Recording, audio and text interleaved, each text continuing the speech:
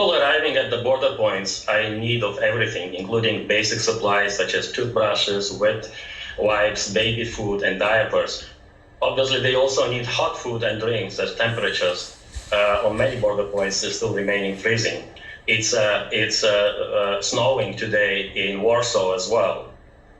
There is a huge need for services to help people transit onto their final destinations, as well as regular and clear information on transportation options and services in the countries. Now, there are many humanitarian aid centers at the border points, as well as across Poland, where refugees stay for a day or two while they find a longer-term accommodation. So I just want to ask you, I mean, there are so many people coming to organizations like yours, many people telling tragic stories, but also many people with inspiring stories of courage and perseverance, like we saw in that story about the pregnant women there. What struck you? Yeah, what strikes me is the generosity and support of the Polish people, Polish organizations, and the Polish government, as well as organizations like ours.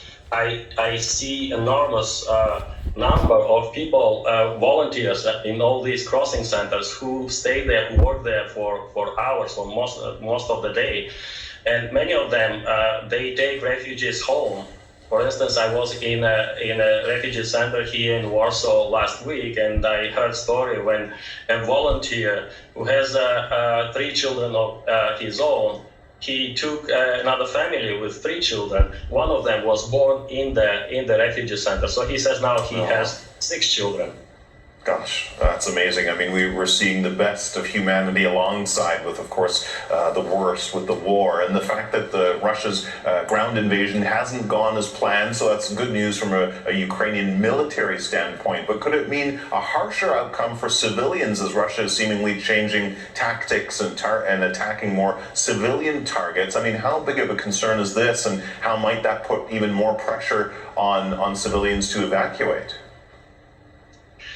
Well, we see that the refugees are still coming over the border. There was a slight decrease in the number of refugees over the last week, but unless the conflict is over, we think that people will flee for safety, and unfortunately, that's what we're seeing so far.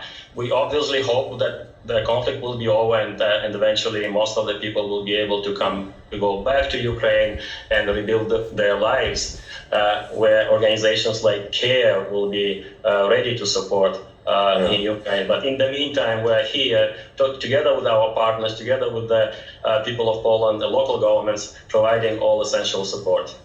Well, with most of the men in Ukraine staying behind or not being allowed to leave, so many of the vulnerable, as we've said, are women and children.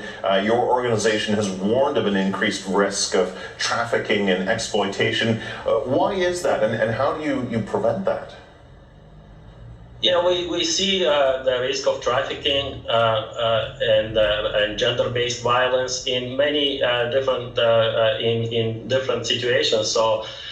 Obviously, the risk is here in Poland as well, because, as you said, most of refugees are women and children, and many of them are traveling alone, and they are at increased risk of gender-based violence, exploitation, abuse, discrimination, or trafficking, as well as poor access to vital health services.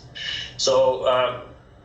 The best way to address these risks is to have information readily available to the refugees, starting at the border crossing and along the travel routes, so that they know what to expect once they cross the border. They know what services can be available for them, who provides those services, also which cities and areas are set up to receive refugees, where the accommodation and employment opportunities are, and most importantly, also what to do if they experience a challenge or crisis.